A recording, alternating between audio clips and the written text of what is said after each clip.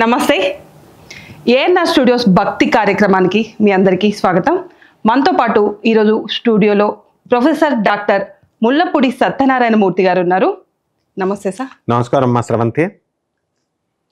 So సార్ని అడిగి మనం ఆధ్యాత్మికతకు సంబంధించిన అనేక విషయాలు తెలుసుకుందాం. మీకు కూడా ఏమన్నా డౌట్స్ ఉంటే మాకు కామెంట్ రూపంలో తెలియచేయండి. నమస్కారం సార్. మళ్ళీ స్రవంతి నమస్తే, బాగున్నారా? చాలా బాగున్నాను సార్. సార్, ఇప్పుడు ముందుగా మనం మాట్లాడుకోవాల్సిన విషయం ఏంటంటే, ఇప్పుడు ఈ 14వ తారీఖు నుంచి ఎవరికి ఎలా ఉండబోతుంది, ఈ నెల మొత్తం రాశుల గురించి చెప్తారా సార్? ఫస్ట్ మేషం నుంచి మీనం వరకు పూర్తిగా. Very good. మేషరాశి వారికి ప్రస్తుతం ఉన్నటువంటి గ్రహ స్థితిగతులు ఎలా ఉన్నాయంటే, వృషభ రాశిలో కుజగురులు ఉన్నారు. తర్వాత ఆగస్టు 22 తర్వాత ఈ కుజుడు మిథున రాశిలోకి మారతాడు. అలాగే రవి శుక్రులు ఇద్దరు కర్కాటక రాశిలో ఉన్నారు. బుధుడు సింహరాశిలో ఉన్నాడు. కేతువు కన్యా రాశిలో ఉన్నాడు.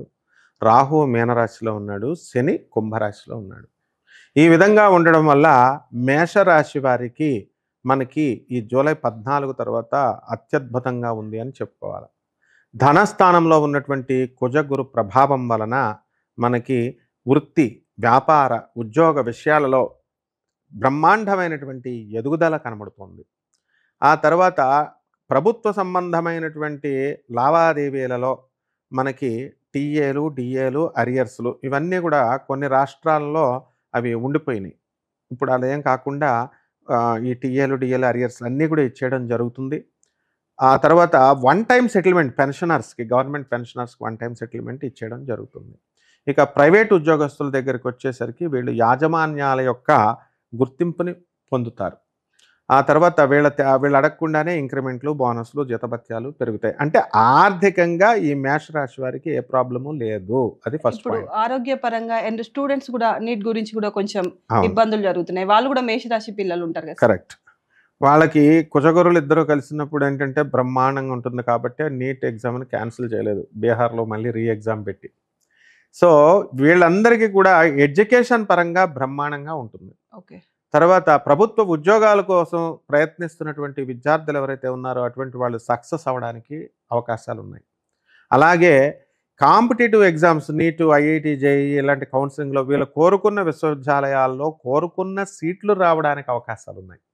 కొంతమంది ఇంకా మాస్టర్స్ డిగ్రీ కోసము ఫారిన్ యూనివర్సిటీస్కి వెళ్ళడం, అక్కడ కూడా వీళ్ళకి వాళ్ళు కోరుకున్నటువంటి కోర్సుల్లో వాళ్ళు కోరుకున్నటువంటి యూనివర్సిటీస్లో సీట్లు రావడానికి అవకాశాలు ఉన్నాయి.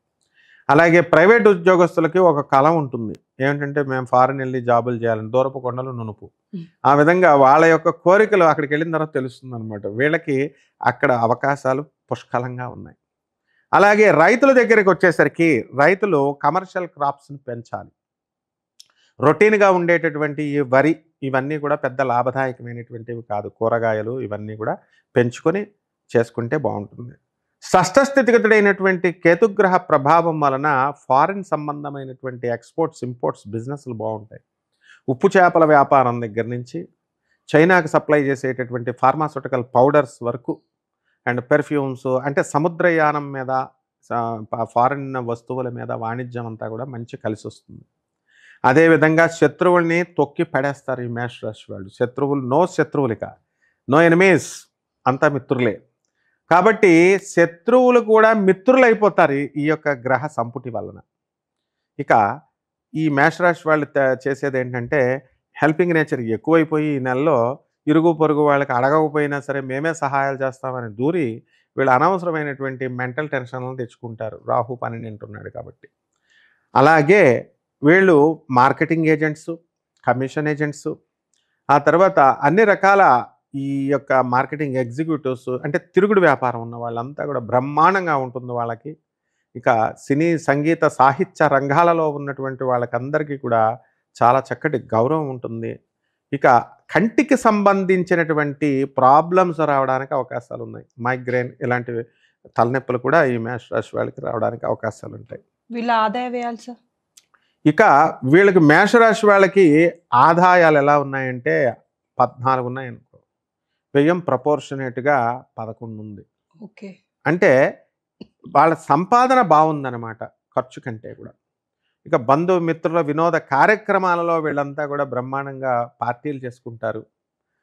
తర్వాత వీళ్ళు బంధువులు పెళ్ళిళ్ళకు కూడా వీళ్ళే పెద్దరికాలు వహించి వాళ్ళు ముందుకొస్తారు. కానీ ఇప్పుడు మూఢాలు కాబట్టి ఈ నెలలో మనకి వివాహాలు లేవు. ఈ విధంగా ఈ ఈ యొక్క రాజకీయ నాయకులు వీళ్ళకి ఎలక్షన్స్ అయిపోయినాయి కాబట్టి కొంతమంది నామినేటెడ్ పోస్టుల కోసం ఎదురు చూస్తున్నటువంటి వాళ్ళు ఉంటారు. ఈ మేషరాశికి సంబంధించినటువంటి వాళ్ళందరికీ కూడా నామినేటెడ్ పోస్టులు రావడానికి అవకాశాలు ఉన్నాయి.